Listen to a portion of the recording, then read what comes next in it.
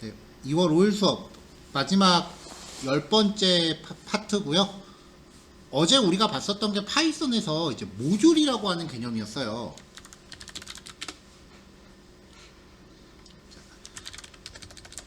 코딩이라고 하는 걸 이제 우리가 변수, 연산자, 조건 반복문, 그 다음에 연속성 자료형 이런 걸 가지고 이제 문제 해결을 하잖아요. 그러면은 얘네들을 하나의 명령어로 묶어요. 재사용 가능하게끔 덩어리로 묶습니다. 그 방법이 함수죠. 함수들이 여러 개가 생기면 이제 그 함수들도 덩어리로 묶어요. 그게 클래스예요. 그럼 이제 클래스를 통해서 우리가 객체를 만들어서 그 객체 안에 있는 함수를 호출하게 되는 거고, 그 함수를 호출하면은 그 안에 있는 코드가 작동을 하는 거예요. 여태까지 우리가 살펴본 흐름이 이렇게 나왔어요. 자, 그러면 작성한 클래스를 어제 모듈이라는 걸로 뽑았잖아요. 모듈화. 이거는 이제 클래스나 함수를 파일로 분리하는 거예요. 그렇게 분리된 파일을 제가 제 홈페이지에 올렸다라고 치자고요. 그냥 아무나 갖다 쓰세요라고 올리면은 필요한 사람들이 그거 복사 붙여넣기 해갖고 사용을 하겠죠. 대신에 제 블로그에 올리면서 몇 가지 이제 그 코멘트를 답니다. 일단 이거 갖다 쓰면서 어떤 문제가 발생해도 난 책임 안 질 거예요. 책임진다 그러면은 혹시라도 문제 생기면 대형 사고잖아요. 두 번째가 중요한데, 혹시라도 이 코드를 조금 더 좋게 개선하시면 저도 알려주세요. 이게 포인트야. 그러면 이제 서로 의견을 주고받으면서 코드가 점점 발전을 하겠죠. 그런 식으로 구성되는 거를 오픈소스라고 해요. 그래서 오픈소스가 이제 돌아다니는 대부분의 형태가 모듈 형태예요. 자, 소스 파일을 내가 누군가한테 전달해주고 싶어. 다운로드 받게끔 하고 싶어. 그러면 카톡에다가 소스 코드 전체 복사 붙여넣기 해놓으면은 경우에 따라서는 욕먹습니다. 여러분, 코드 길면요. 그래서 가장 나이스한 거는 압축해서 보내는 거예요. 그래서 어떤 프로그램을 누군가한테 전달할 용도로 압축해서 묶는 거, 그걸 패키지라고 해요. 그래서 모듈이랑 패키지라는 용어는 거의 같은 의미로 혼용이 되는 거예요. 자, 조금 전에 제가 제 블로그에다 올린다라고 했는데, 그러면은 누군가가 자기한테 필요한 모듈을 검색해서 딴 사람이 만든 걸 쓰고 싶어. 그러면은 구글링을 엄청나게 많이 해야겠죠. 그러다 보니까 프로그래밍 언어별로 패키지화된 모듈들, 바꿔 말하면 압축된 소스 파일들을 업로드할 수 있는 오픈마켓 같은 사이트가 생겼어요. 프로그래밍 언어마다 있는데요.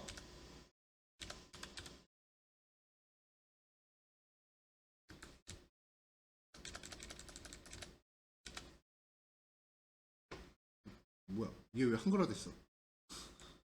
원래 한글 사이트가 아닌데 한글화 됐네요. 자, 파이썬 같은 경우는 PI라고 하는 사이트에서 나한테 필요한 모듈을 검색해서 쓸 수 있어요. 혹시 여기 지금 이 중에 이 수업 끝나고서 그 데이터 분석 수업도 참여하시는 분들 계신가요? 그러면 아마 또 저 만날 거예요.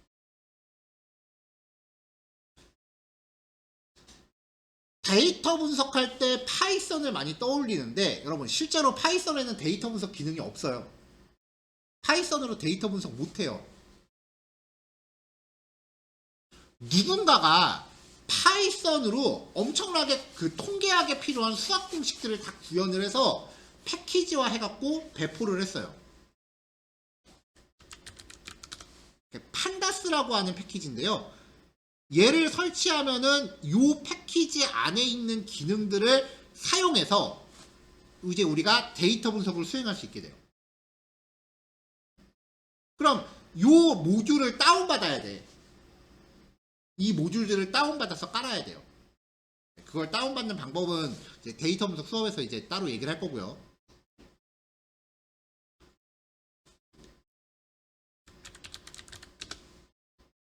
sklearn이라고 하는 애는 이제 파이썬에서 사용되는 이름이 바뀌었네.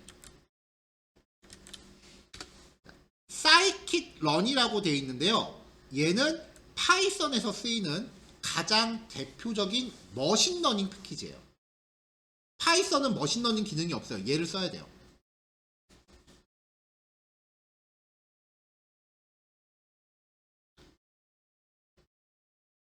그러니까 정리하면 데이터 분석이건 웹 프로그램이건 하는 거는 파이썬이 갖고 있는 고유의 기능이 아니라 누군가가 파이썬을 활용해서 만든 모듈의 사용법을 익히는 거예요.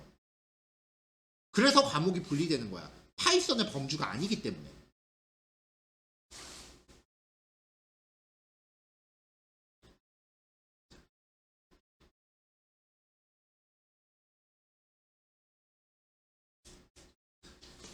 자, 조금 전에 얘기한 것처럼 모듈이라고 하는 건 프로그램에서 자주 쓸 기능들, 을 별도의 파일로 분리한 거예요.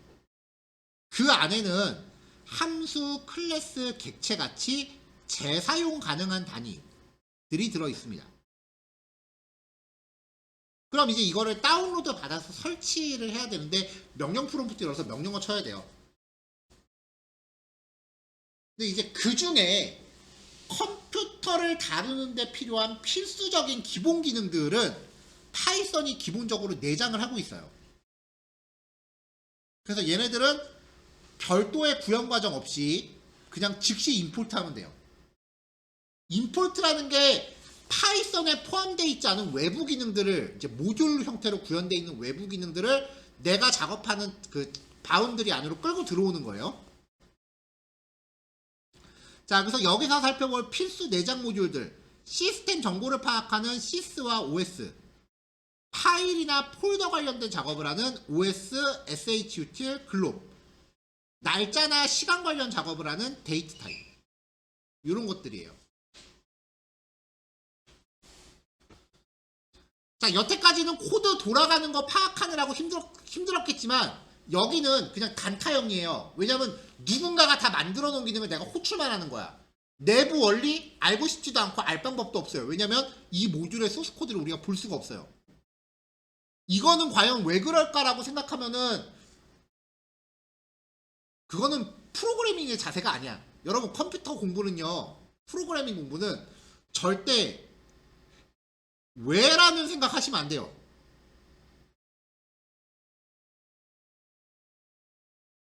납득이 안 돼요?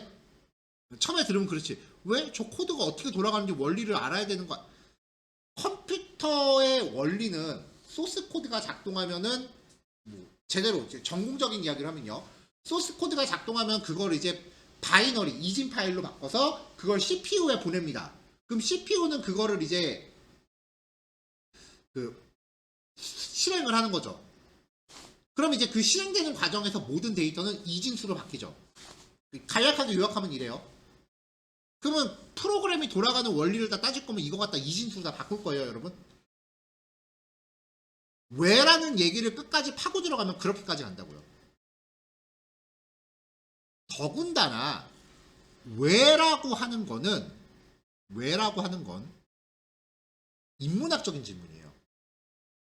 인간은 왜 태어났나? 우주는 왜 생겨났나? 그런 인문학적인 탐구를 할 때 쓰는 게 왜라는 질문이고요. 우리는 코딩은 공학이잖아요. 공학의 기본은 실험과 관찰이에요. 일반적인 공학은 그 순수공학들, 화학이나 뭐 이런 것들, 자연 현상들을 반복적으로 관찰해서 거기에서 공통적인 규칙을 발견해내는 게 공학입니다. 응용공학은요, 코딩이나 사회과학 뭐 이런 것들은 반복적인 실험을 통해서 규칙을 밝혀내는 거예요. 그러니까 우리가 하는 방법은 여러 가지 소스 코드를 실행을 시켜서 그 코드들에 대해서 어떤 규칙성을 찾아내는 게 코딩 공부예요. 그러니까 코드를 한 번 짜고 끝나는 게 아니라 변수 값을 이렇게 바꾸면 어떻게 작동하나 저렇게 바꾸면 어떻게 작동하나 그거를 여러분들이 계속 의문을 갖고 실험을 계속 하셔야 돼요. 그래서 처음에 코딩 공부할 때는 내가 코드를 짜는 거에 집중하는 게 아니라 완성된 코드를 준비해 놓고 거기에 변수 값을 바꿔가면서 여러 가지 실험을 하셔야 돼요. 왜를 파악하는 게 아니라 어떻게, how를 생각해야 돼.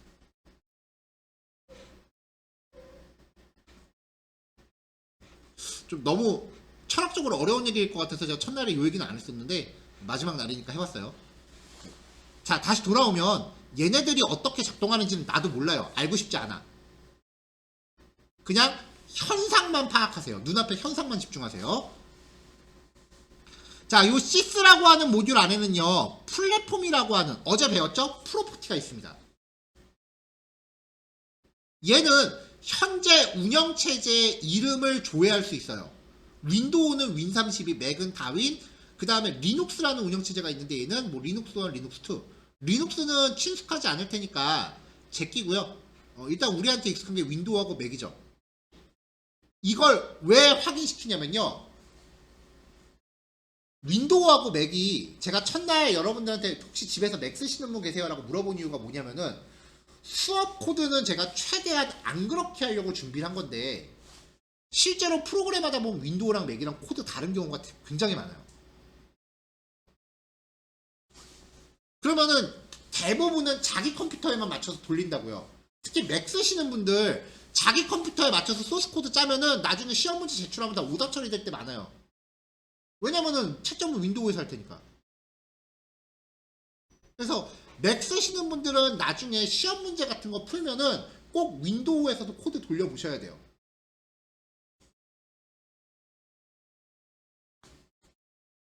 그때 쓰는 게 이거예요. if sys.플랫폼이 다윈일 때는 이렇게 돌고 else 다르게 돌아라. 그런 식으로 윈도우하고 맥을 if문으로 나눌 때 종종 씁니다. 자, os.listdir //라고 하면은 파이썬이 현재 작동하고 있는 현재 폴더 안에 있는 파일 목록을 리스트로 리턴합니다. 리턴 결과는 여러분들 컴퓨터 상황에 따라 다르겠죠. 그럼 이걸 가지고 반복을 돌리면은 현재 그 소스 코드가 있는 폴더에 파일 경로를 가지고 뭔가 작업을 할 수 있어요. 그거를 삭제를 시키건 복사를 하건 할 수 있겠죠. 점점 슬래시라고 하면 상위 폴더란 뜻이에요.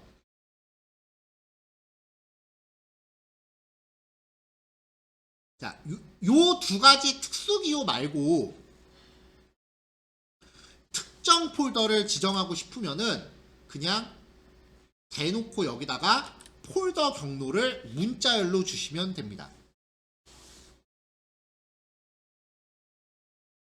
그러면 이 폴더 안에 있는 파일 목록, 파일이나 폴더 목록을 리스트로 리턴합니다. 자, os.path.exist 여기도 파라미터로 파일이나 폴더의 경로를 지정하는데요. 경로 값은 윈도우 폴더 창에서 그냥 복사하시면 돼요. 자, 지정된 폴더나 파일이 실제로 존재하는지 확인을 해요. 있으면 true, 없으면 false예요. 점 슬래시라고 하는 거는 현재 소스 파일이 있는 폴더예요. 현재 폴더. 현재 폴더 안에 있는 헬로. 그러니까 지금 교환해서 얘기하고 있는 경로는 뭐냐면은 내가 비주얼 스튜디오 코드를 켜갖고 주피터를 열었다고 치자고요.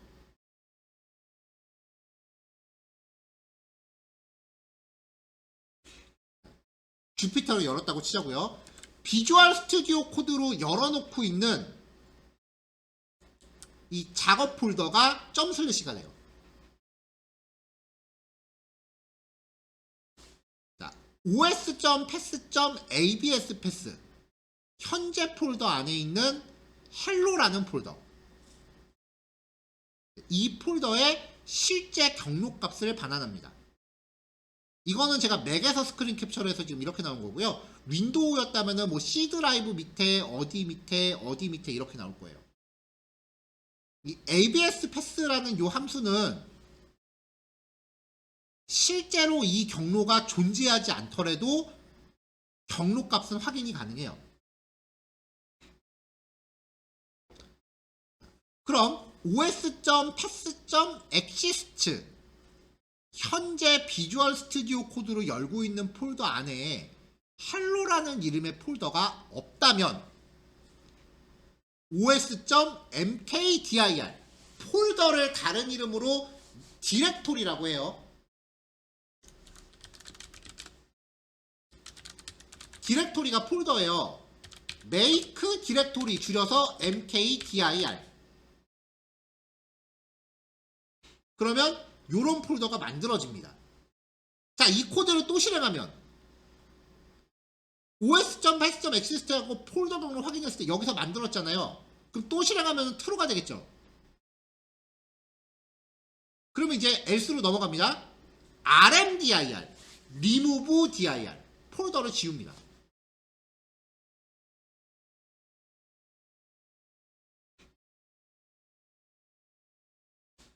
자, 이번에는 글롭이라고 하는 모듈이에요. 이 글롭은 모듈 이름 안에 함수 이름이 똑같이 있어요. 그래서 별칭을 안 쓰면 글롭이라는 모듈 안에 함수 이름도 글롭이기 때문에 글롭.글롭 이렇게 들어가요. 헷갈리니까 얘는 웬만하면 반드시 별칭을 주셔야 돼요.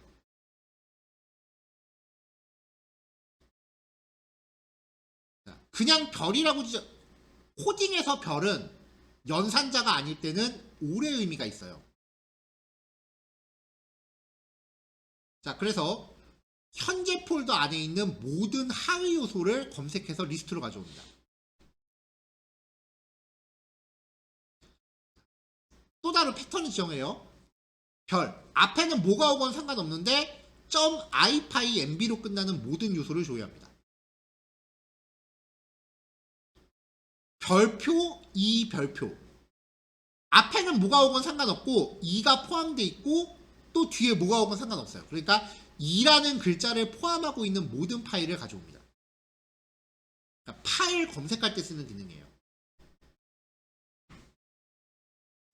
요런 기능도 이제 나중에 어떨 때 쓰이냐면은 특히 이게 데이터 분석까지 이제 목표로 하시는 경우에 데이터 분석을 하려면 분석할 모식갱이가 있어야 될 거 아니에요. 분석할 데이터가 있어야 될 거 아니야. 당연히 초반에는 수업을 진행하시는 분이 샘플 데이터 같은 걸 엑셀 같은 걸로 줄 거예요. 근데 나중에 뭐 그걸로 내가 졸업할 때쯤에 졸업 작품을 한다거나 아니면은 경우에 따라서는 학부생들도 그 소논문 쓰기도 해요. 졸업할 때. 그렇게 이제 논문 같은 걸 써야 된다라고 하면은 내가 분석할 뭔가를 직접 수집을 해야 됩니다. 데이터로 수집을 해야 돼요. 그때 이제 뭐 이미지 수집 같은 걸 해야 될 때도 있거든요. 그때 쓰이는 게 이제 크롤링이라고 하는 기술이에요. 웹사이트 크롤링. 인터넷에서 막 이미지 한 2만 장 정도 막 긁어모으고 그래요. 그러면은 폴더 하나에 이미지 파일 같은 게 막 몇만 장이 들어있다고요. 그때 그걸 내가 눈으로 하나하나 검사해서 체크하는 게 아니라 이런 기능을 써서 특정 조건에 맞는 파일들만 검색해서 파이썬으로 이제 파일들을 걸러냅니다. 그럴 때 이제 많이 써요.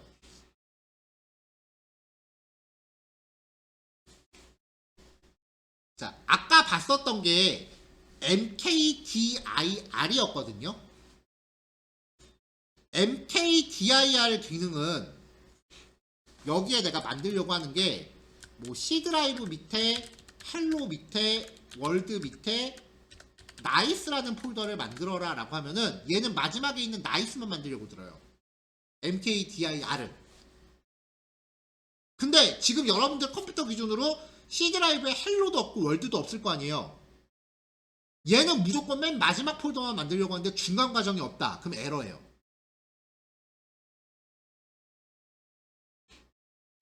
make dir 쓰 얘는 복수형이잖아요. 얘는 중간 과정이 생략하고 끝에만 만드는 게 아니라 땅굴을 파요. 하나씩 순서대로 다 만들면서 들어가요.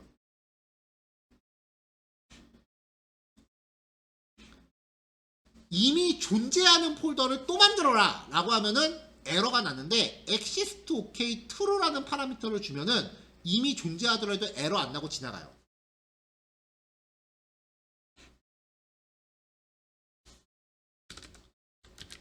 자, rmdir 같은 경우도요.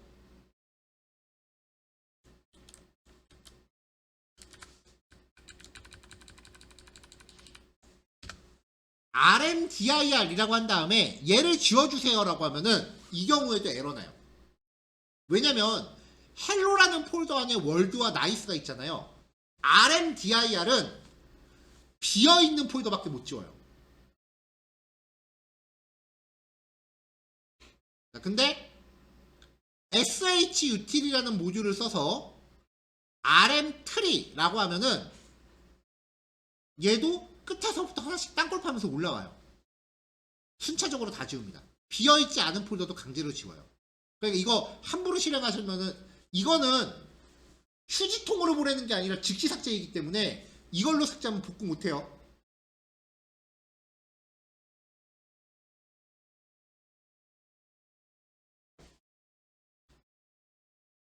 자, shutil.move 파이썬이라는 폴더를 이동시킵니다. 파이썬이라는 폴더가 있다면 얘를 이동시켜라. 점점 슬래시는 한 칸 위라 그랬죠. 한 칸 위로 옮기는데 이동할 때 created라는 이름으로 바꿔서 옮겨요. 이동시키면서 이름 바꿀 수 있어요.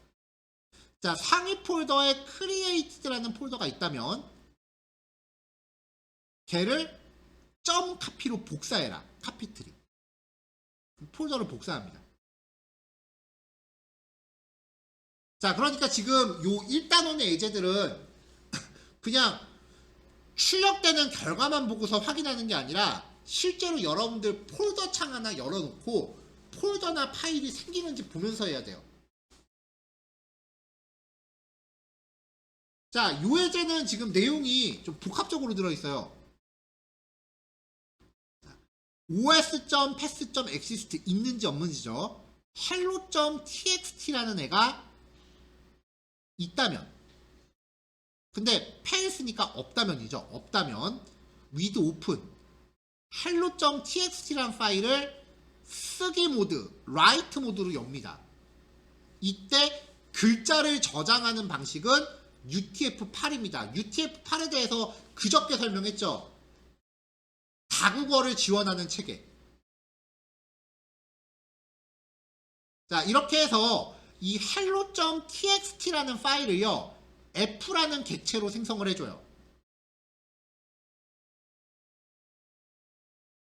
그 f라는 객체에다가 씁니다. 이 내용을 씁니다.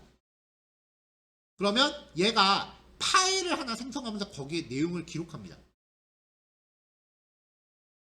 이게 보통 C 언어나 자바 같은 거는 파일에다가 데이터를 기록하는 방법 자체가 거의 소스 코드 한 4, 50줄 정도 코딩을 해야 되는데 파이썬은 이런 기능에 대해서 거의 사기템이에요. 2줄이면 끝나요. 그래서 보통은 요 2줄만 놓고 파일 입출력이라는 별도의 단원을 꾸리는 게 보통인데 파이썬은 요 2줄만 쓰면 돼요. 여러분들이 조절할 거는 내가 만들고 싶은 파일 이름, 기록하고 싶은 내용. 만약에 예를 들어서 a는 100 한 다음에 f.write a라고 하면은 이 변수에 있는 값이 기록되는 거예요.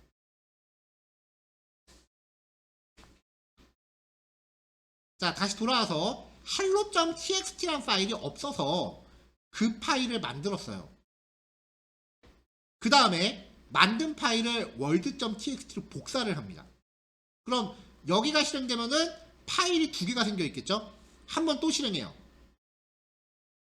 이번에는 그 파일이 존재하잖아요. else로 뜁니다. os.remove hello.txt os.remove world.txt 파일을 삭제합니다. 여기는 지금 만들었다 지웠다 만들었다 지웠다를 반복하니까 여러 번 실행해 보셔야 돼요.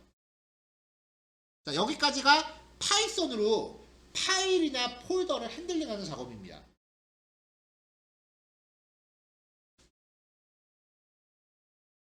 보통 기본적인 기능들이기 때문에 이런 것들 하려고 그러면은 그냥 윈도우 폴더에서 해도 될 텐데 뭐 그럴 텐데요. 나중에 여러분들이 그 학년이 조금 올라가면은 분명히 웹사이트 크롤링이라는 기술을 배울 거예요.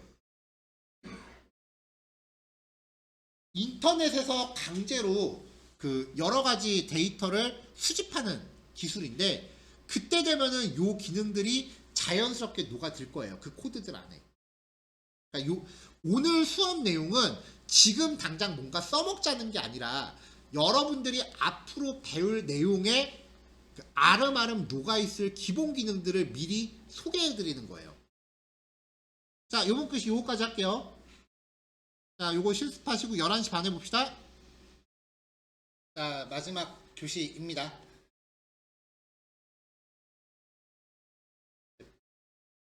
파이썬 수업을 사실 제가 개인적으로는 한 2, 3년 만에 하는 거라서 이거를 수업을 준비하면서 요 PPT를 이제 전날 열심히 만들어 갖고 오는 거예요. 그래서 이거 진행하고 최근 열흘 동안 거의 하루에 한 3시간 넘게 못 잤어요. 계속 하면서 이제 마지막 내용 준비하면서 이제 고민을 조금 한 게 마지막 날이니까 조금 러프하게 가는 게 맞을까 아니면은 그래도 내용을 꾹꾹 꾸역꾸역 계속 챙겨 넣어야 되는 게 맞을까를 고민하다가 그래도 지금 당장은 받아들이기 힘들어도 나중에라도 좀 이해할 수 있는 내용을 최대한 많이 줘보자 라고 해서 꾸역꾸역 평소보다 더 많이 갖고 왔어요, 내용을. 그래서 마지막 교시는 실습이 조금 시간이 좀 부족할 것 같아요. 자, 요번에 이제 날짜 시간 관련 모듈인데요. 그냥 컴퓨터에 있는 시간값 계산해서 출력하는 기능이에요. 이게 또 은근히 많이 쓰여요. 특히 주로 제가 파이썬을 데이터 분석에 많이 활용을 해서 데이터 분석 쪽 얘기를 많이 하는데 데이터 분석 중에 시계열 분석이라는 게 있어요. 어떤 지표를 시간에 따라 이제 분석을 해갖고 앞으로 한 달 뒤에는 어떻게 변해 있을 거다. 뭐 이런 거를 예측하는 거죠. 예를 들면 이제 주가 예측 뭐 이런 거요. 그때 이제 시간 관련된 기능이 많이 나오는데 그럴 때 사용하는 모듈입니다. 자, 시스템의 현재 시각 조회하기. 컴퓨터에 보면 시계 있죠? 요 시계가 갖고 있는 값을 조회를 해요. 자, 데이트 타임이라는 모듈에 포함되어 있는 데이트 타임 객체예요. 걔는 요 객체가 now라는 함수를 갖고 있는데 이걸 통해서 시스템의 현재 시각을 저장하고 있는 객체를 리턴해줘요. 데이트 타임 as dt. 그러면 dt. 뭐뭐뭐죠? 객체 이름도 데이트 타임이고 모듈 이름도 데이트 타임이니까 별칭을 안 쓰면 데이트 타임.now 이렇게 들어가요. 그래서 그런 코드는 조금 이제 혼란스러울 여지가 있기 때문에 별칭을 붙여놓고 dt.datetime.now. 자, 이렇게 하면 객체가 리턴되는데 이 안에 컴퓨터의 현재 시각이 복사돼서 들어가요. 그거를 확인할 수 있는 프로퍼티들이 있습니다. 연월일, 시분초, 마이크로세컨드. 마이크로세컨드는 1000분의 1초예요.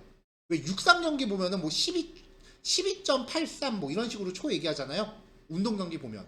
그게 1초보다 더 작은 단위예요. 1000분의 1로 나눠요.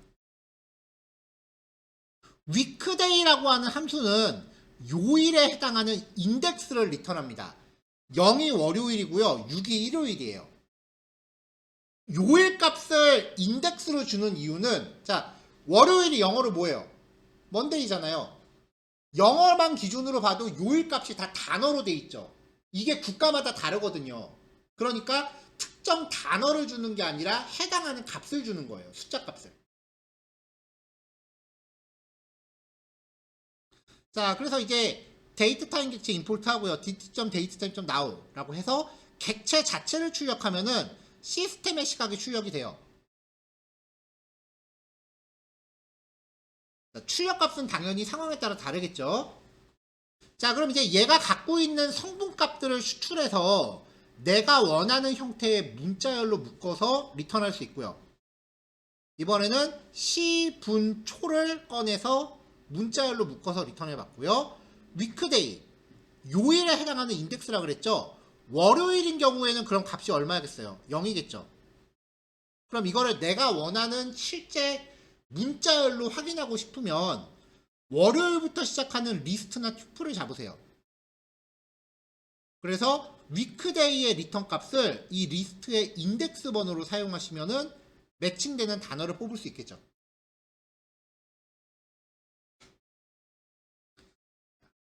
날짜 성분에 대한 문자를 한꺼번에 만드는 방법은요. 현재 시각 now라고 해서 리턴 받으면 얘가 갖고 있는 값 중에 str ftime이라는 함수가 있어요. f가 포맷이에요. 그래서 날짜를 처리할 수 있는 형식 문자를 지정하면은 여기에 연, 월일, 시, 분초를 채워서 줍니다. 형식 문자는 제가 밑에 표로 지정해 놨고요. 좀 더 많은 형식 문자는 밑에 있는 링크 확인해 보시면 되는데 대체로는 여기 있는 요 7가지만 쓰실 거예요. 대부분. 빼기 기호라든지 콜론이라든지 뭐 이런 특수 기호 같은 중간중간에 들어가는 추임새는 여러분들 편한 대로 집어 넣으시면 돼요. 그러니까 이 형식 문자를 사용해서 전체 구성을 여러분들이 만드시는 거예요. 자, nowtime.strftime에서 이런 형식으로 하면 소문자 y는 2자리 연도고요. 대문자 y는 4자리 연도입니다. 중간중간에 추임새, 위에는 기호를 넣고 밑에는 한글을 넣었죠. 그러니까 전체적인 출력 형식을 여러분들이 마음 편한 대로 만드시면 돼요.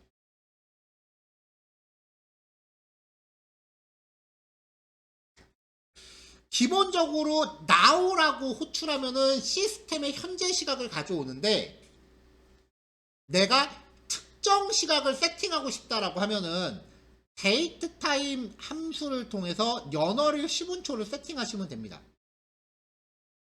만약에 시분초는 필요 없으면 빼도 돼요. 그러면 알아서 0시 0분 0초가 될 거예요. 또 다른 방법이 하나 있는데요. 문자열을 날짜로 바꿀 수가 있어요. str에 2018년 12월 13일 14시 55분 30초라는 값이 들어있죠. 얘가 어떻게 구성되어 있는지 형식 문자를 알려주는 거예요. 연, 월일, 시, 분, 초 그 자리가 어떤 형식으로 되어 있다라고 형식 값을 쪼개주면은 파이썬이 알아서 숫자만 추출해서 객체로 바꿔줘요. 이거 굉장히 편한 거예요. 제가 알고 있는 프로그래밍 언어가 거의 한 15개 정도가 좀 넘는데 그 중에서 날짜 처리하는 게 파이썬이 제일 쉽고 편해요. 자, 객체를 만들었어요. 날짜 객체를 어떻게든 만들었단 말이에요. 그 객체가 갖고 있는 특정 성분을 바꾸고 싶어. 예를 들면 연도 값을 2000년도로 바꾸고 싶어. 그러면은 replace 함수한테 바꾸고 싶은 성분의 이름과 값을 지정하세요. 다 지정할 필요 없어요. 바꾸고 싶은 것만 지정하면 돼요. 만약에 연도만 지정하고 나머지 하나도 안 했다. 그러면은 2018년 12월 13일 14시 55분 30초에서 연도값만 2017년으로 바뀌는 거죠. 나머지는 그대로 유지하고요. 변경할 필요가 없는 파라미터는 생략할 수 있습니다.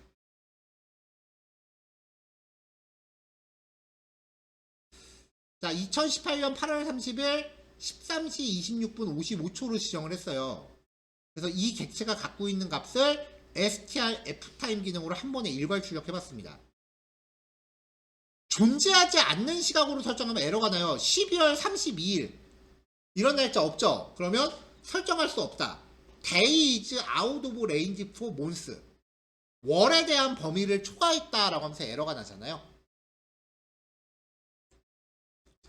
이런 식으로 이제 에러가 발생하니까 이런 거는 잘 체크하세요. 자, 중간중간에 제가 만날 수 있는 에러 메시지를 이렇게 캡처해서 넣어드리잖아요. 여러분들 지금까지 실습하면서 수많은 에러를 만나셨을 거예요, 각자. 그러면은 이 밑에 나오는 메시지 확인하시나요? 개인에 따라 다르겠죠?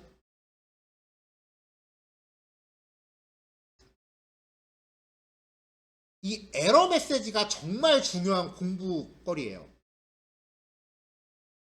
소스 코드 자체는 이건 구글링하면 겁나 많이 나옵니다. 이 PPT에 들어가 있는 코드도 제가 그냥 손수 다 만든 거기 때문에 제가 만든 거보다 더 좋고 훌륭한 코드 구글링하면 분명히 나올 거예요. 근데 문제 상황에 대해서는 각자가 하는 경험이기 때문에 이거는 정량화시킬 수가 없거든요. 에러 메시지가 나오면은 그걸 그냥 지나가지 마시고요. 일단 에러 메시지 자체를 구글 번역기를 돌려서라도 일단 번역을 해보세요. 그래서 이게 어떤 문제인지를 파악을 하시고 내 소스 코드에서 어떤 부분이 문제가 발생했다. 그런 거 체킹해 놓으시고요. 이거를 어떻게 수정했다.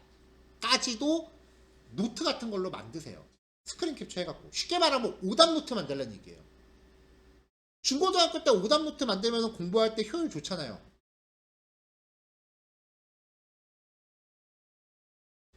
그게 진짜 나중에 가면은 큰 실력 향상으로 돼요.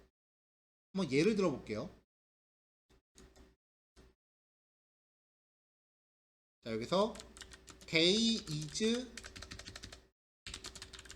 out of range for months라고 검색하면 마지막에 가면은 궁극적으로 스택 오버플로우라는 사이트로 들어갈 거예요. 에러 메시지를 검색해 보시면 돼요. 이 스택 오버플로우라는 사이트가 뭐냐면은 프로그래밍계의 지식인이에요. 그래서 여기에 사람들이 이제 질문을 올리면 거기에 대해서 이제 답글을 달거든요. 여기에서 안 풀리는 문제 해결책을 찾을 때가 굉장히 많습니다. 이 댓글들만 쭉 보고요. 직접 질문 안 올려도 돼. 근데 문제는 영어라는 거죠. 괜찮아요. 일단은 기본적으로 얘네들도 여기에 글 올린 애들도 결국은 공돌이기 때문에 어휘력이 그렇게 뛰어나질 않아요. 여러분들 수능 문제보다 얘네들 문장이 더 쉬워. 그 다음에 두 번째는 프로그래밍 쪽 관련된 내용은 구글 번역기가 번역을 꽤 잘해요. 거의 이질감 없게 번역돼요. 그러니까 굳이 영어를 직접 안 봐도 됩니다.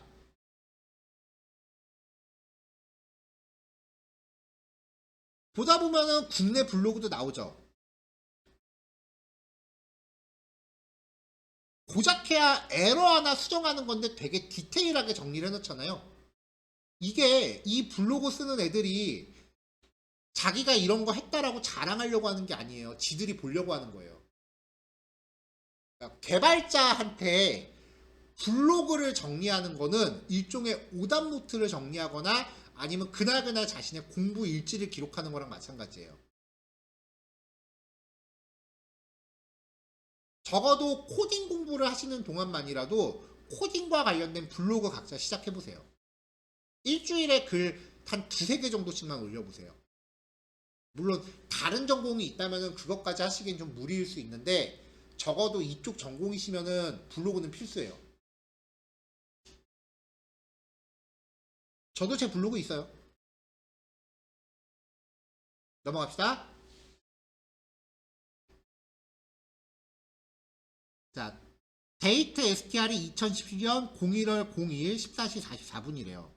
그럼 여기는 연, 월, 일, 시, 분으로 돼 있죠? 요 문자열의 형식을 알려주는 거예요. 연, 월, 일, 시, 분. 그러면은 요 자리에 형식 문자 자리에 있는 값들만 뽑아서 얘가 객체로 만듭니다. 그럼 이 객체가 갖고 있는 기능을 우리가 활용할 수 있는 거예요. 형식 문자 맞춰서 다시 출력해 봤어요. 자, 현재 시각을 뽑습니다. 그거를 다시 형식에 맞춰서 출력을 해봤어요. 이렇게 나왔죠? 자, 이렇게 만들어진 푸 객체를 가지고 리플레이스. 연도는 2018년으로 날짜는 16일로 시간은 15시로 바꿔라 라고 한 다음에 다시 출력해 보면은 연도, 시간, 날짜, 시간 얘네들만 바뀌어 있죠. 나머지는 그대로 유지가 돼 있죠. 자, 그 다음 날짜 계산입니다.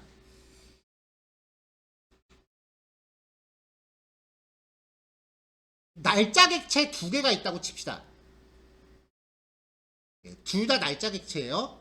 데이트 객체. 큰 거에서 작은 거를 빼면은 타임 델타라고 하는 객체가 생성이 돼요. 이 객체는 두 객체 사이에서 며칠 하고서 얼마만큼의 시간차가 발생하는지를 담고 있어요. 이 타임 델타 객체는 데이즈와 세컨즈라고 하는 변수만 갖고 있어요. 왜냐면은 날짜만 알면은 월이나 연도로 환산 가능하고 초만 알면은 몇 분이고 몇 시간인지를 계산할 수 있잖아요. 토탈 세컨즈라는 함수는 213일하고 25,025초라는 이거를 싹 다 초 단위로 환산한 거예요.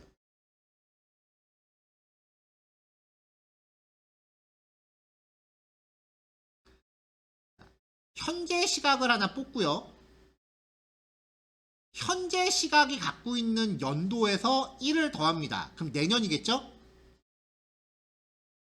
여기서는 2026이겠네요. 2026년 1월 1일 자정이에요. 자, 그러면 내년 1월 1일 자정부터 현재 시각을 빼면 요 값은 올해 남아있는 날짜가 출력이 되겠죠. 자, 그렇게 만들어진 거에서 데이즈만 추출하면은 날짜값, 세컨즈 추출하면은 초 단위, 토탈 세컨즈는 요거를 싹 다 더해서 초 단위로 환산한 값. 근데 얘는 별로 쓸 일 없을 겁니다.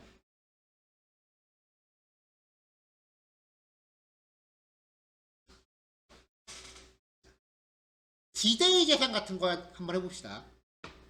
날짜 객체를 갖고 있는데 얘가 갖고 있는 타임 델타라고 하는 함수한테 날짜와 초를 설정해요. 둘 중에 필요한 것만 설정해주면 돼요. dt.타임 델타 100일 하고서 3600초니까 1시간이에요. 100일 하고 1시간. 이렇게 타임 델타 객체를 만들고요. 현재 시각을 뽑습니다. 현재 시각에다가 100일 하고 1시간을 더해주는 거예요. 그럼 그 결과는 연산 결과에 대한 값을 갖고 있어요. 날짜 계산도 되게 쉬운 편이에요. 파이썬은. 자, 여기까지가 이제 날짜 시간 계산입니다. 아직 한 단원이 남아있기 때문에 지금 여기에 제가 실습 시간을 부여하지는 않을 거고요. 근데 잠깐 머리는 식혀야 되니까 잠깐 여기서 12시까지만 끊었다가 12시에 마지막 한 단원 더 정리할게요.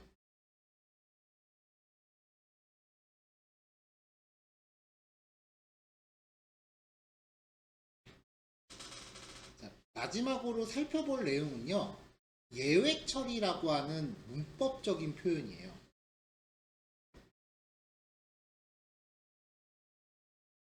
우리가 여태까지 그래도 열흘 동안 같이 코딩이라는 걸 해봤는데 여러 가지 형태의 에러를 만납니다. 그때 만나는 에러 종류가 두 가지예요. 첫 번째는 문법 에러예요. 신텍스 에러라고 표현을 하는데요. 소스 코드의 문법을 잘못 작성한 거예요. 쉽게 말하면 작성 규칙을 지키지 않은 거예요. 예를 들어서 A는 하면은 뒤에 뭔가 대입할 걸 넣어줘야 되는데 뒤에 아무것도 안 넣은 거야. 이런 식으로 기본적인 규칙을 잘못 지키지 못한 거야.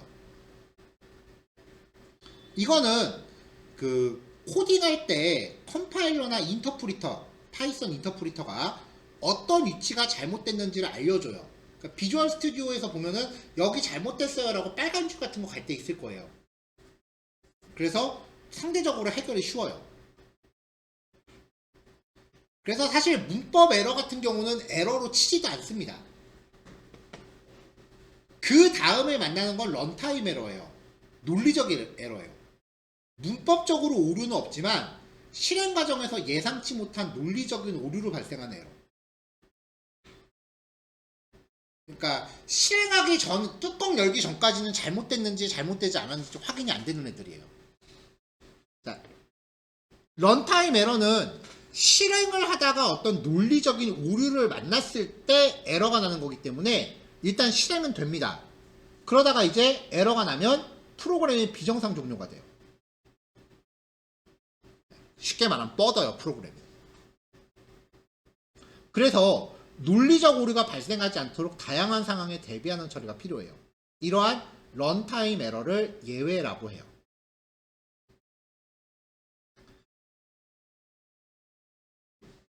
자, 예를 들면 이거예요. 숫자를 입력하세요 라고 해서 숫자를 입력을 받았어요. 그 입력값으로 100을 입력값으로 나눠요. 근데 사용자가 0을 입력한 거야. 그러면 에러 납니다. 왜냐면 모든 수는 0으로 나눌 수 없거든요. X에다가 10을 입력하면 정상적으로 작동을 하는데 0을 입력하면 에러가 나요. 이런 상황을 예외라고 하는 거예요. 실행하면서 나는 에러. 자, 그래서 요 예제는 굉장히 많은 에러를 확인하는 단원이에요. 아까 나왔던 코드죠. 파일 경로를 지정하세요 라고 해서 뭔가 파일이 생성될 경로 값을 입력받아요. 거기다가 이제 내가 파일을 만드는 거야. 아까 나왔었던 코드죠. 근데 Z 드라이브로 만든 거예요. 여러분들 컴퓨터에 웬만하면 Z 드라이브 없을 거 아니에요. 그러면은 파일이 잘못됐으니까 에러가 발생을 할 겁니다.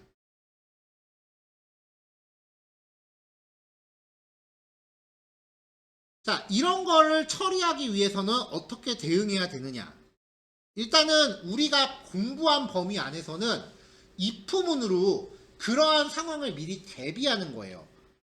자, X를 입력받았어요. 그럼 이제 얘가 0이면은 0으로 나눌 수 없습니다 라고 출력해주고, 그렇지 않을 때만 나눗셈을 수행하면은 아까 같은 에러를 피할 수 있겠죠. 이게 가장 기본적인 방법이에요.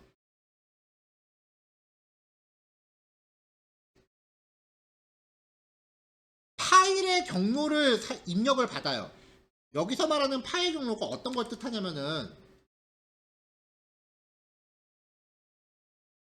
요런 파일을 이제 가정한 거예요. 요런 창을. 여기다가 Z 드라이브라고 입력해버리면은 이렇게 메시지 박스라도 나와줘야 되는데 이게 안 나오고 그냥 프로그램이 뻗어버린다는 거죠.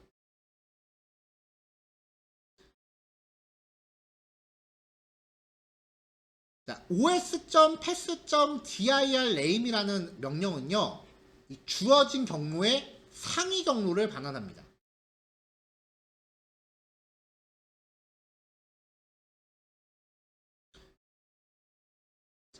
우리가 파이썬이라고 하는 그 코딩 규칙을 9일 동안 살펴봤어요. 그리고 나서 이제 모듈이라는 개념을 익혔잖아요. 그러면 앞으로 여러분들이 만나는 코딩 내용들은 갑자기 처음 보는 명령어들이 나올 거예요.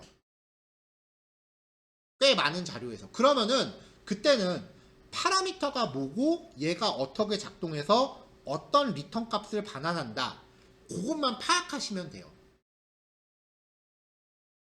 이 dir name이라는 함수를 작성하기 위해서 내부적으로 변수 썼고 연산자 썼고 그 다음에 함수로 만들었을 거고 얘를 모듈화 했겠죠. 그런 원리를 거쳐서 우리한테 주어지는 명령어예요. 이 명령어의 내부 구조까지 파악하려고 하지 말고 그냥 얘가 어떻게 인풋이 들어가고 어떻게 아웃풋이 나오는구나, 그런 것만 그 암기 과목처럼 정리하셔야 돼요. 그게 특히 전공생분들은 앞으로 이런 게 되게 많은 거예요. 갑자기 어느 날 뜬금없이 처음 보는 명령어가 팍팍 튀어나올 거야. 너무 깊게 고민하지 마세요. 그냥 내가 여태까지 공부했던 절차로 누군가 만들었겠지. 그냥 어떻게 작동하는지만 파악하시면 돼요. 자, 상위 경로를 갖고 온 다음에 그 상위 경로가 존재하는지를 봐요. 자, 얘는 만약에 존재하면은 true가 리턴되고 존재하지 않으면 false가 리턴될 거예요. 근데 앞에다가 not을 붙였죠. 그러면 존재하면은 거짓이 되고 존재하지 않으면 참이 됩니다. 그러니까 이 내용은 해당 경로가 존재하지 않는다면 이라고 해석할 수 있어요. 파일을 생성할 수 없는 위치입니다 라고 뿌려주고, 그렇지 않으면 파일을 만들어주면 되죠.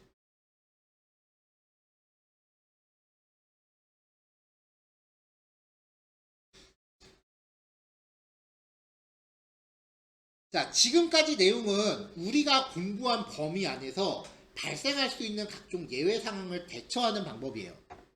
근데 프로그램을 하다 보면은 이런 것도 해야 돼요. 예를 들어서 나중에 여러분들이 진짜 어떤 그 되게 고차원적인 프로그램을 짜는데 거기에 네트워크에서 뭔가 파일을 다운로드 받는 기능이 들어가 있다고 치자고요. 지금 당장은 어떻게 하는지 모르지만. 그럼 여러분들이 만든 그 프로그램을 작동시키는데 실행 버튼 딱 누른 순간 누가 랜선을 확 뽑아버렸어. 그럼 당연히 작동 안 할 거 아니에요. 누구 책임이야?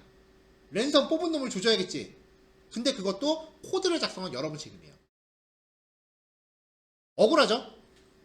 자, 생각을 해봐. 스마트폰으로 내가 뭔가 이게 웹툰 같은 거를 보고 있는데 갑자기 와이파이가 끊겨요. 그러면 핸드폰이 벽돌이 돼요? 아니면 네트워크 상황이 어쩌고저쩌고 해서 팝업창이 떠요? 뭐라도 메시지가 나오잖아요. 네트워크 점검하세요 라고 메시지 나오잖아요. 그 정도의 알림 처리는 해줘야 된다는 거야. 그런 상황에 대비하기 위해서 try except라고 하는 문법이 존재해요. 예외 상황이 예상되는 코드를 try 안에서 작성을 합니다. 그러면은 여기를 막 실행하다가 만약에 진짜로 에러가 발생을 했어요. 그러면 except로 건너뛰어요. 프로그램이 뻗는 게 아니고 흐름이 except로 넘어가요. 그래서 대부분 except에서는 에러가 발생했습니다 라고 하면서 알림창을 띄우는 처리를 해요. try except의 장점은요, 프로그램이 작동하다가 에러가 발생하더라도 프로그램이 뻗지를 않아요. 그냥 뻗는 거 대신에 except로 넘어가는 거야. 거기서 최소한의 알림 메시지를 표시하는 처리 정도만 해주면 돼요.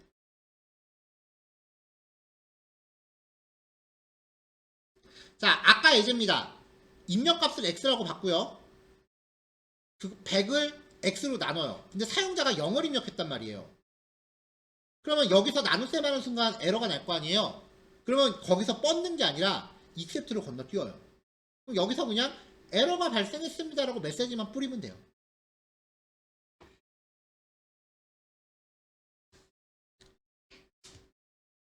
자, 에러 상황이 여러 개로, 에러의 원인이 여러 개로 이제 예상될 때가 있어요. 그러면은 에러 상황을 except 블록을 여러 개를 넣어서 세분화를 시킵니다. 예를 들어서 아까 x를 입력받아서 100을 x로 나눴는데 0이라고 입력해서 나눗셈 에러가 발생할 수도 있지만 a라고 입력하면, 여기에서 0이라고 입력하면 정수로 바꾸는 데까지는 문제가 없어요. 그러면 여기서는 정상적으로 나눗셈을 수행하려고 하지만 여기서 에러가 나겠죠. 한편 숫자를 입력하세요 라고 했는데 알파벳 A라고 입력하면 정수를 바꾸는 것 자체에서 에러가 난다고요. 그러니까 지금 라인이 2라인, 3라인 두 줄밖에 없는데 예상되는 에러가 두 가지인 거예요. 그냥 except라고만 해놓으면은 모든 종류의 에러를 얘가 다 춤춰요. 대신에 어떤 원인인지 알려줄 수는 없겠죠. 자, 요거를 상황을 세분화시키는 거예요. 자, 어떤 상황인지 봅시다. 출력 결과가 넣은 게 좀 겹쳤네요. 첫 번째, 정수로 바꿀 때는 value 에러라는 형식이 나고요. 0으로 나누면은 제로 디비전 에러라는 종류가 떠요. 일단은 에러를 맞닥뜨려 봐야 돼. 에러를 맞닥뜨려 봤을 때 여기 표시되는 요 에러 있죠. 요게 에러의 종류 이름이에요. 요거를 잘 확인한 다음에 except 블록 뒤에다가 그 에러의 종류를 적어 놓으면은 A라고 입력하면은 정수로 못 바꿔서 에러가 발생하죠. 그러면 요로 건너줍니다. 0이라고 입력하면 나눗셈에서 에러가 나죠. 그때는 요로 건너줍니다. 그러면 상황에 맞는 메시지를 알려줄 수 있는 거죠. 예를 들어서 회원가입할 때 아이디 입력해보세요. 한글로 입력하면 한글을 입력할 수 없습니다. 글자 수 너무 많이 입력하면은 최대 20자까지만 입력하세요. 뭐 이런 식으로 메시지가 다양하게 나오잖아요. 그걸 이렇게 상황에다 세분화하는 거예요. 귀찮으면 어떤다? 다 빼고 except 폴원 찍어버리면 된다. 그러니까 이거는 그 얼마나 꼼꼼하게 하느냐의 차이예요. 그럼 실제로 코딩할 때 어떻게 해야 돼요? 저도 실제로 제가 짤 때는 이렇게 짜요. 그냥 귀찮거든. 그럼 왜 배워야 돼요? 여러분들이 학교 교과서를 보거나 인터넷에서 어떤 자료를 찾으면은 이렇게 작성되어 있는 코드를 분명히 만날 거예요. 그럼 적어도 해석은 해야 될 거 아니에요. 그게 어떤 흐름인지는 읽고서는 이해를 해야 될 거 아니에요.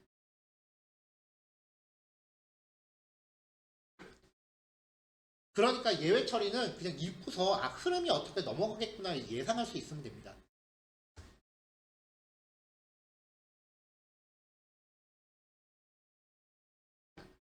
에러 클래스를 이렇게 받고요. 뒤에다가 as로 변수를 집어넣으면은 에러 상황을 담고 있는 객체를 받을 수 있어요.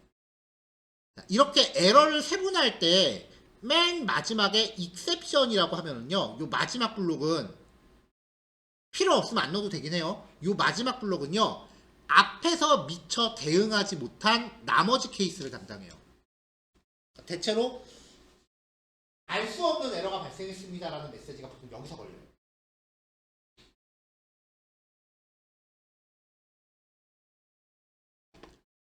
자, 요거예요. 아까 다시 그 코드예요. 자, 숫자를 입력하세요. A라고 입력했다. 그러면 정수로 바꾸지 못하니까 인트에서 에러가 나겠죠? 밸류 에러가 됩니다. 요 에러의 정보를 객체에다 담아요. 출력하면은 에러 이름이 같이 이렇게 찍혀요.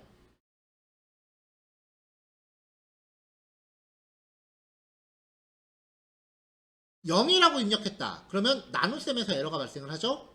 그러면 요로 건너뛸 거예요. 요 객체 이름을 확인해 보면은 에러 이름이 이렇게 나오는 거죠. 근데 만약에 여기다가 막 되게 뭔가 알 수 없는 이상한 에러가 발생을 했다. 그러면은 요로 건너뛰겠죠.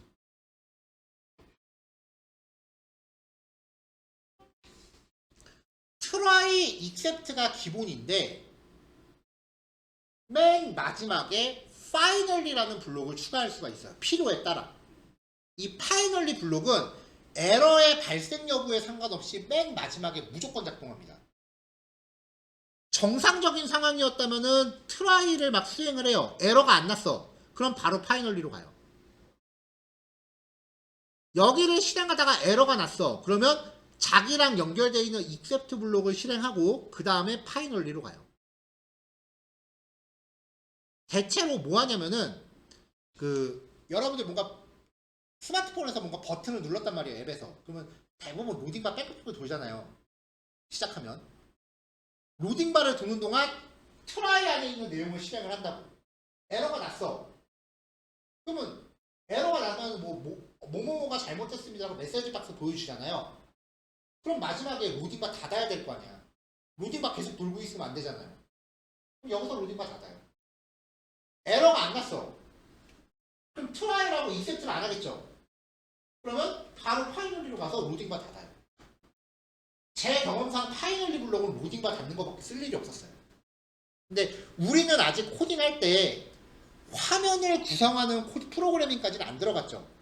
일단 데이터 분석 목표로 하시는 분들은 화면 구성할 일 1도 없을 테니까 신경 쓰지 마시고요. 그리고 전공하시는 분들도 보통 2, 3학년이 아니면은 화면 코딩은 안 할 거예요. 그러니까 요거는 당장 쓸 일은 없다. 자, 마지막 두 페이지예요. 자, 여기에서 입력을 했어요. 알파벳 A가 나왔어. 그러면 밸류 에러가 뜨겠죠. 그 다음에 파이널리로 가는 거예요. 0을 입력했어. 그러면 나눗셈에서 에러가 나겠죠. 제로 디비전 에러로 가고 파이널리로 가요. 정상적으로 입력을 했어. 그러면 나눗셈까지 다 하고 결과값 출력을 하겠죠. 그래도 파이널리로 가요. 에러가 났을 때 코드의 흐름에 관련된 얘기예요. 프로그램이 다운되면 안 되니까 다운시키지 않고 코드가 어떻게 짜면은 자연스럽게 흘러간다라는 흐름을 기억하시면 돼요.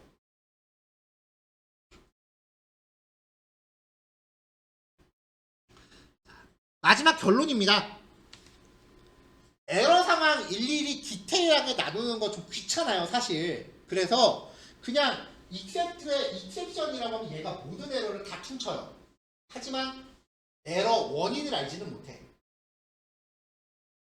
그래도 굉장히 세분하게 하는 것보다 하나로 다 퉁치세요. 대신에 이 익셉션 객체를 2라고 하는 객체에다 담아서 출력을 같이 하세요. 그러면 에러 메시지 같이 나오니까 이걸 보고서 아 뭐가 잘못됐겠구나 라고 내가 가늠할 수 있잖아요. 그리고 나서 파이널리까지 집어넣으면은 프로그램이 다운되지 않는다는 거죠. 그래서 이 가장 간편한 실행 형태라고 하는 거는 실제로 제가 파이썬 코드 짤 때 쓰는 패턴이에요. 앞에 있는 내용들은 흐름을 해석할 수 있게끔만 하시고요. 그 다음에 마지막 페이지는 실제로 여러분들이 코드 짤 때 활용을 하시면 됩니다. 자, 아유, 숨차다. 자, 오늘은 마지막에 그 코딩 테스트에 관련된 그 문제는 안 뽑았습니다. 왜냐면은 남은 거 다 푸시면 됩니다. 지금 저도 제 그 코딩 거기 올려놓는데 아직 한 4문제인가 남았거든요, 저도. 저 설 연휴 때부터 풀기 시작했는데 많긴 하더라고요. 뭐 나머지 문제도 아마 이번 주 안에 올라갈 거니까 조금 기다리시면 되고 못 기다리겠으면은 그 문제 검색하시면은 구글에도 꽤 많이 나와요. 그렇게 확인하시면 되고 파이썬 기본에 대해서 쭉 같이 봤어요. 이제 우리가 열흘 동안 봤어요. 하루 3시간이니까 30시간 밖에 안 되죠.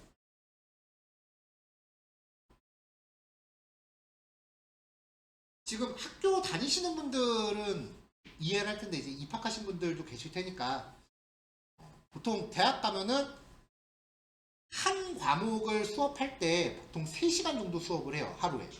과목당. 그쵸? 3시간 넘게 하는 학교 있나요? 저는 3시간씩밖에 안 해봤거든요. 자, 근데 일주일에 같은 과목 2번 배우나요? 대학이? 거의 안 그러죠? 한 과목을 일주일에 한 번 배워. 그렇잖아요? 그러면은 한 과목을 학교에서 공부하는 시간이 일주일에 3시간밖에 없다는 거야. 그 말의 의미가 뭐냐면 3시간치 수업을 일주일 동안 계속해서 되씹어 보라는 거거든요. 그런 의미로 과제도 나오고 문제는 망할 놈의 교수들이 숙제 지밖에 안 내는 줄 알아. 모아놓고 나면 장난 아닌데 그쵸? 그거는 여러분들이 평생 풀어야 될 숙제야. 미안해 그건 나도 못 풀어줘. 한 과목만 놓고 보면 참 효율적인 방법이야. 3시간치 공부한 거 일주일 동안 복습하면 되니까 못할 수가 없잖아요. 근데 한 학기에 보통 과목이 7, 8과목 이상 배우는 게 문제지 그쵸? 화이팅! 한 학기에 보통 한 12주 정도를 공부를 해요. 보통 한 학기를 한 학기를 한 4개월 정도로만 잡으면 기본적으로 환산하면은 12주잖아요. 일주일에 3시간씩 하면은 36시간인가 뭐 그렇게 나와요. 중간에 뭐 시험도 보고 축제라든지 체육대회 같은 걸로 빠지고 나면은 보통 한 학기에 30시간에서 35시간 내외로 공부를 합니다. 우리나라 교육법상 32시간이 넘어가면은 대학교 학점 3학점으로 인정을 해줘요. 여러분들 수강 신청할 때 몇 학점짜리라고 되어 있잖아요. 그게 한 학기 동안 진행되는 수업 시간을 측정한 거예요. 그래서 대학교 학위라고 하는 게 이 학생이 몇 학점 이상 획득하면 졸업할 수 있다잖아요. 그게 바꿔 말하면은 그 대학에서 몇 시간을 공부하면은 졸업이 된다예요. 물론 F는 면해야지. 바꿔 말하면 우리가 공부한 게 30시간이잖아요. 지금 이 열흘 동안의 공부가 대학교 한 학기 한 과목량을 맞먹어요. 근데 내가 이거 하나 약속해 줄 수 있어. 제가 내용을 PPT에다 담으면 여러분들 이거 나중에 또 볼 수 있으니까 되게 좋잖아요. 그쵸? 반대로 제가 수업 시간에 코딩을 안 해요. 전공하신 분들 학교에서 수업할 때 대부분 강사나 교수님 앞에서 코딩하면서 수업하죠. 근데 저는 그거 1도 안 했잖아요. 그 시간이 다 빠져. 그래서 진도가 엄청 빨라요. PPT로 수업하면. 장담할게요. 여러분들 학교에서 한 학기 배우는 것보다 양이 한 1.2배 정도 많을 거예요. 일부러 그렇게 담았어요. 왜냐면은 이거 열흘만 하고 끝날 게 아니라 앞으로 최소 학교 다니는 동안 이 내용을 계속해서 복기를 할 거잖아요.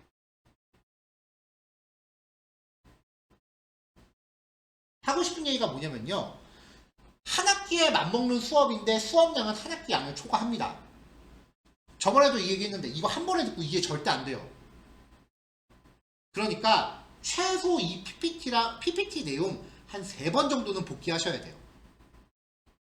유튜브에 올린 거 안 지울 거니까 언제든지 보세요. 근데 왜 그런지는 모르겠는데 그렇게 영상을 내가 계속 올려줘도 조회수 10건 넘는 영상이 되게 드물어.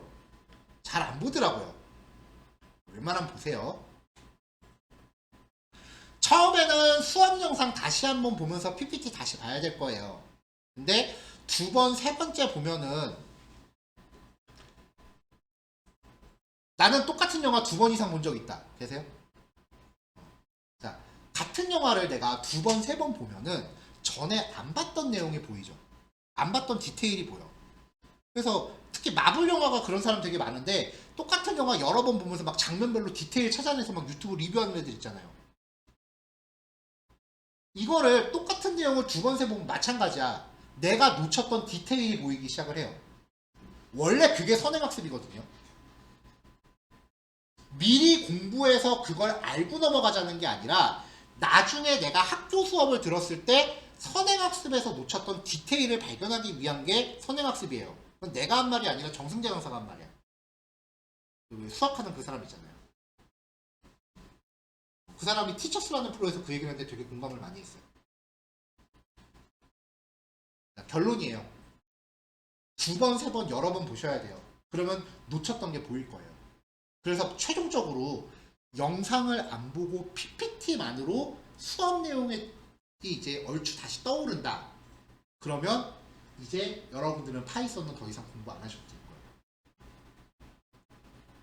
최소한 학교 개강하기 전까지 한 번 정도는 더 정주행합시다. 물론 다들 각자 스케줄 있고 바쁘겠지만 그 정도 하면 여기서 같이 공부했던 열흘이 절대 아깝지 않은 시간 되실 거예요. 자, 열흘 동안 추운데 아침마다 나오느라고 고생 많으셨고요.